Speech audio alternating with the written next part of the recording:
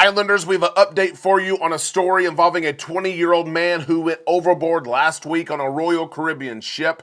The man's father is now speaking out and pointing fingers at Royal Caribbean International. We will share the latest on that story with you on the show today. We're also sharing a story of a group of 65 passengers sailing on board an MSC cruise ship.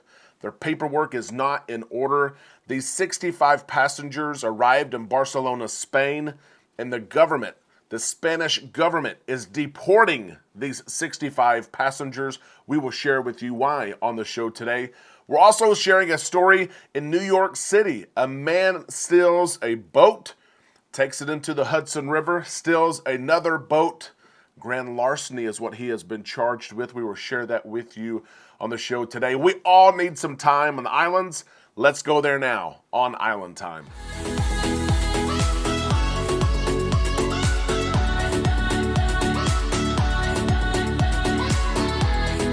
A big happy Friday to all you Islanders. We hope that you're having a good day. We are right here on Island Time, and it is finally Friday. I am Derek. Let's drop our anchors and take some time to relax in the islands together. We hope that you have a big weekend planned.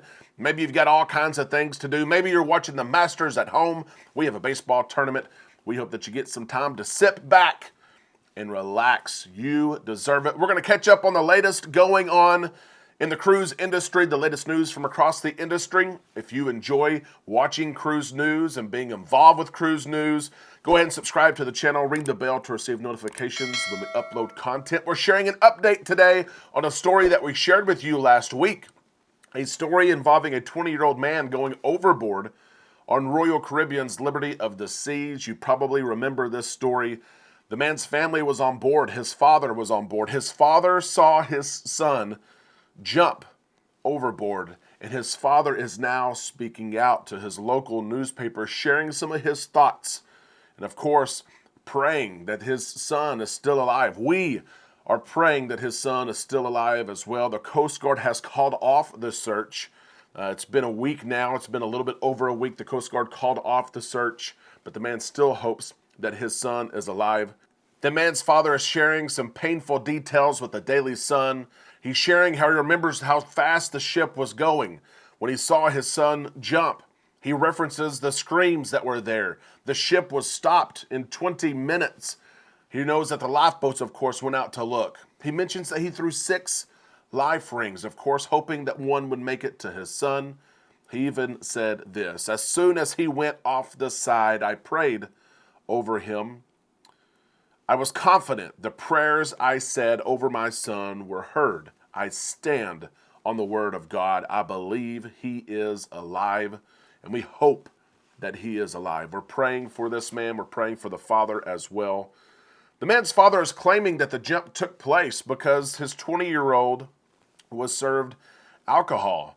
He claims that the man was served so much alcohol, maybe he didn't know what he was doing. It was a drunken ignorance, is what the man is saying. We don't drink, is what he told his local newspaper. We don't drink. I'd like to know how my son was served so much alcohol. And that is the question in the story. It's where we're going to talk about and rest here for just a couple of minutes. The man was 20 years old, and by international law, he should not have been served alcohol by the crew members. We are not saying that he was indeed served alcohol by the crew members. He could have been. He should not have been. But many of us have probably oftentimes seen underage drinkers get alcohol either on land or at sea. Someone that is the age of 21 or above buys that alcohol and gives it to the minor. We don't know if that's maybe what happened. We know that that this 20-year-old man was in the hot tub enjoying the evening.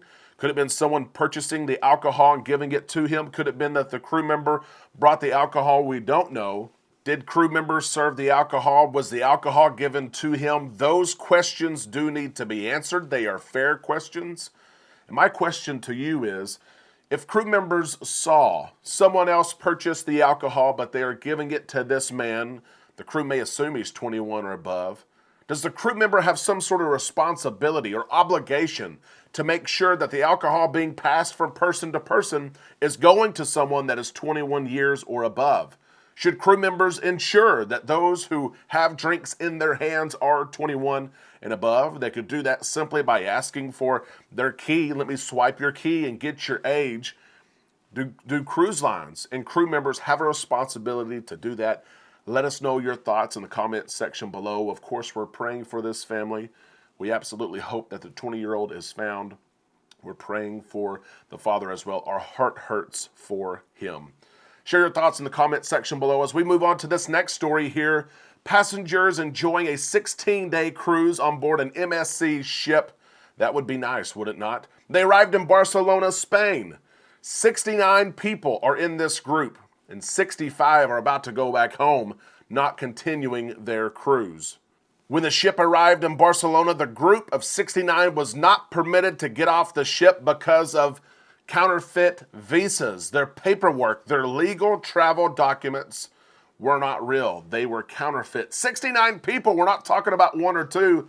We're talking about 69 people. 65 of the 69 are being deported by the Spanish government. They're going back to Bolivia. 4 are allowed to stay. They have connections of some sort, family of some sort in Spain. They're able to stay, but 65 are going home. Here's where it gets a little bit interesting. How are they getting home? Who's going to ante up for the flight? Is the government of Spain? Is Bolivia? Are the passengers? Is the cruise line? It's the latter. MSC is paying for these passengers to get home. MSC is kind of raising their hand a little bit because the Spanish government put some pressure on MSC and asked, how did these passengers even get on board? MSC, do you not check paperwork on embarkation day? As part of the check-in process, do you make sure? And of course, it's tough, 1,500 passengers to make sure everything is valid, everything is legit, the visas are legit. And MSC has said, you know what, this should not have happened. These passengers should have never made it on board. So MSC said, we're going to fly these 65 people home. And not only that, we're going to open a review to ensure that we're looking at travel documents as we should, because after all, it could be a safety issue. Someone who's not permitted to cruise, someone who could not obtain a visa, could not obtain a passport, maybe creates a counterfeit passport or visa, and they get on board. That should not happen. For now, the 65 passengers are headed back home to Bolivia. The cruise, of course, continued as it should have. Should MSC, should the Spanish government had allowed these passengers to join? Did these passengers have counterfeit visas, and did they know that they were counterfeit? That's a big question that MSC and the cruise line is trying to answer. How do you not know that 69 visas are not real? They're counterfeit. They're fake. They're trying to figure out that as well. Should these passengers have been allowed to finish their cruise? Should they have been allowed to get off the ship in Barcelona, maybe find their own way home?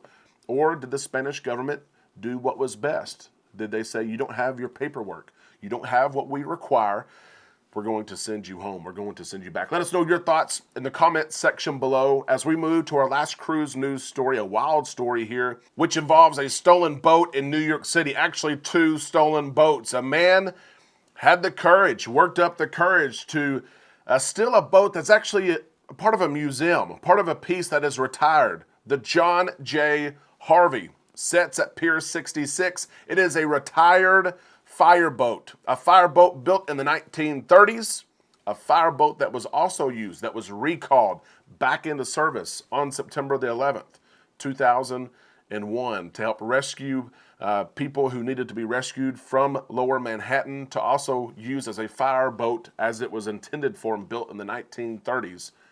This man untied the ropes, loosened them from the moorings, took the retired fireboat into the Hudson River, where it did not last very long. He was stuck pretty quick. He abandoned ship, where he then stole yet another boat. And it was there that he was arrested.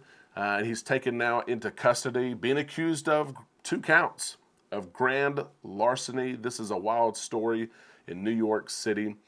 The original John J. Harvey is now back in possession, now back at Pier 66. There's all kinds of assessments underway to make sure that the boat is not damaged. This is a museum piece that a lot of people visit when they go to New York City, and the boat is still able to go out into the harbor. Sometimes people take free rides on this boat, 130 feet in length. It's a good size. A crazy story in New York City, and I wanted to share it with you. Islanders, that is the cruise news for today. We hope you enjoyed the show. If so, give us a thumbs up. We hope that you have a great Friday planned and even better weekend underway. Of course, we can't wait to see your comments and your thoughts in the comment section below. Be sure you do that. If you have not joined our Facebook page yet, we are almost at 5,000 Islanders who are cruising all the time. Every single day, someone's posting pictures from somewhere that they are at, a port of call, and it's nice to see. While I sit here back at home, that someone's having fun. It helps me work harder so I can be there more often. Be sure you join our Facebook page. The link is in the description of this video. Of course, we'll see you this weekend right here on Island Time.